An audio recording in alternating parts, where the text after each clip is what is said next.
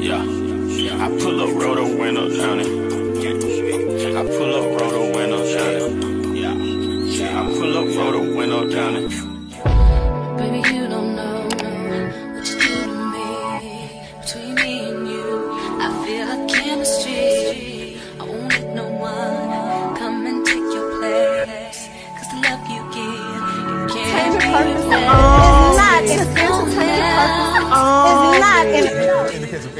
That's why I spend my life.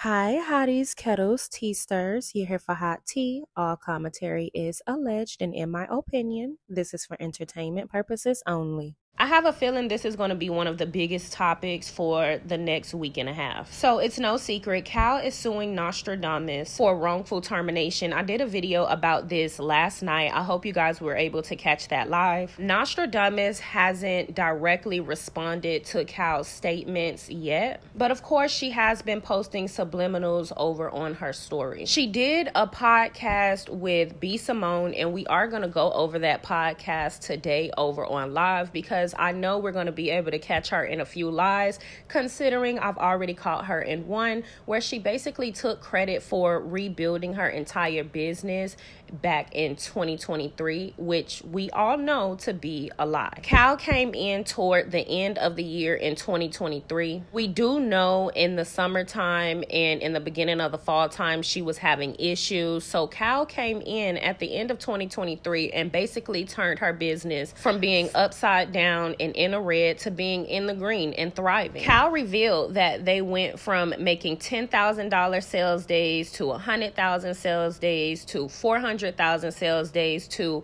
$1 million in one single live, which I'm sure he can prove. He also revealed the fact that Nostradamus tried to attempt to terminate him on the 26th and stated on the 26th that he was actually terminated on the 22nd, which is interesting because he put a leave of absence on the 22nd. And a lot of you all are under the impression that she can't fire him or terminate him on a leave of absence. So right even there is a strike. But it's the fact that Cal gave her or invested $30,000 to $40,000 into her business, and she wants him to walk away with nothing in only 1 month's pay. He basically helped her build her brand and curated what Canvas Beauty is today. He created Body Glaze. He created the labeling, the designs, and everything. And she's just basically trying to take it from him and not give him any credit, not pay him or anything.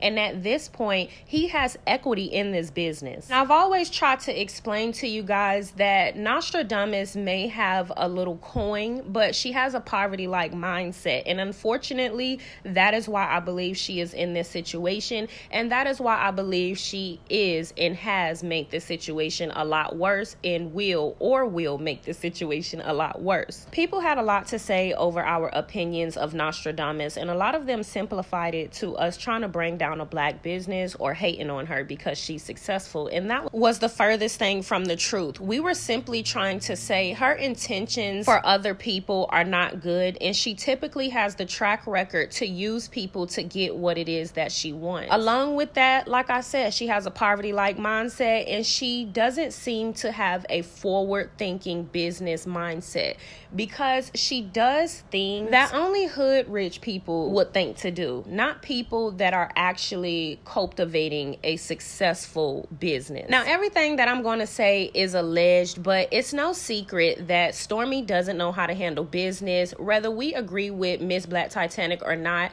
there was a way Stormi should have handled Miss Black Titanic as a businesswoman. And only gutter brains will agree that that's the way that she should have handled herself when she was in a situation that she didn't really like. And we all know that it was alleged that she shared Queen Sheba's personal information with another blogger. And a lot of people suspect this because she also pays that blogger, which is interesting to a lot of people considering that another black woman exposed that blogger for being a little too invasive when it came to her personal space and her boundaries. I'm saying state where you stand. Do you agree with that? I don't have to say less. And I I am under the impression when that scene was had with Mel, Nostradamus took it upon herself to try to be strategic when it came to YouTube and intentionally aligned herself with that blogger that Mel said she felt was being too invasive. Okay, now why are you saying all of this here for hot tea? Well, Cal said recently on Instagram in response to a comment, I told y'all Mr. Teeth was involved in this mess. He's about to post another video. He can get his $4.99, Cal. You may want to add CC Mr. Teeth to your lawsuit. Cal responds and says, I'm not worried. There's nothing factual he can say I'm afraid of, ashamed of, or not wanting the world to know. I'm a fan of the truth and transparency. He also states, I've never spoken to him, but he tried calling me on Instagram around midnight at my time last night, 2 a.m. Central, out the blue. He then says, I'm not speaking to any CCs verbally out of respect of legal proceedings. Now, if he tells lies, I may have to include him in a suit as well, but I hope that won't be the case, of course. So Cal just basically let it be known that content creator that Mel felt like was being too invasive, which is the reason why she created the live about him, which I want to just note, after that live Mel created, Nostradamus intentionally linked up with him. Ever since Mel created that live, Nostradamus has been in his chats and super supportive of him. And that's no issue. She could support whoever she want, Cash App, Super Chat, whoever she want. I'm just reporting the track record of Stormi because I do find this to be interesting. And I do think it's a bit invasive to call someone after midnight or midnight hours, especially if we're bloggers, content creators, and we're just being professional. So I'm wondering if Stormi asked him to do that, or maybe he just did that to get ahead of the story and see what Cal wanted to say, etc. Who knows, right? But I always think it's interesting how they speak about the millimeters in a certain fan base and always fail to acknowledge the other fans. Just like Nell and Chris Fletcher did when they were sitting down, and Nell was basically saying Chris already had some issues with Dusty Dan in the past. And we all know that Chris Fletcher had posted her house on social media, and he did an open house for Dusty Dan in LeBeric's house. We knew she wasn't happy about that because that same content creator who contacted Cal at midnight also went to the open house and did a very viral interview or did a very viral video. So I just always find it interesting how they intentionally choose to leave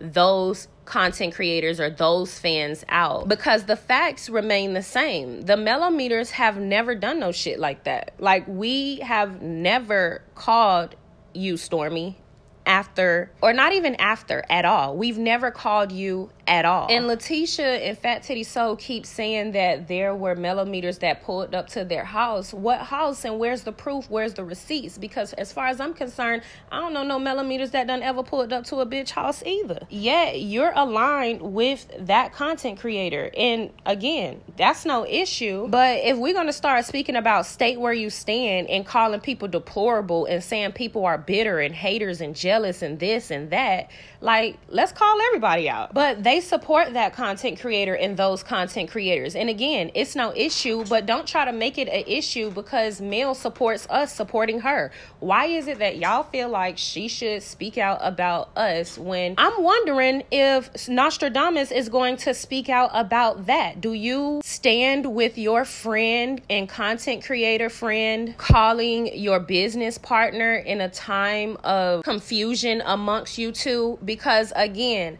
the only reason I'm making this video is because I am documenting Nostradamus' track record. I'm starting to realize there is a consistent pattern when it comes to her. She intentionally links up with people that don't like you. And it seems as though she expects you to do something for her that she isn't even willing to do. Because again, they try to make it seem like they are not okay with their fans doing certain things, when truth be told, they don't have enough fans to do certain things, like call other people out, etc., when people are wrong. Because I've always said, if they had the fan base, they would never check them, because why would you? So I'm quite sure Nostradamus isn't going to say anything to her content creator friend, but I don't know. Y'all get in the comment section. Do you think that she was in on it? Do you think that she knew that he would contact Cal, her partner? But I don't know, y'all. Get in the comment section. Let me know. I'm sorry that Cal is going through all of this. I'm not gonna, beat him down or say I told you so or anything like that. And I really hope he figured this out, because I do think it's wrong. Yeah, I pull up, roll the window down it. I pull up, roll the window down it. Yeah, I pull up, roll the window down it. Baby, you don't know what you do to me. Between me and you, I feel like chemistry. I won't let no one come and take your place. 'Cause the love you give, you can't In the case of anybody. That's why I spend my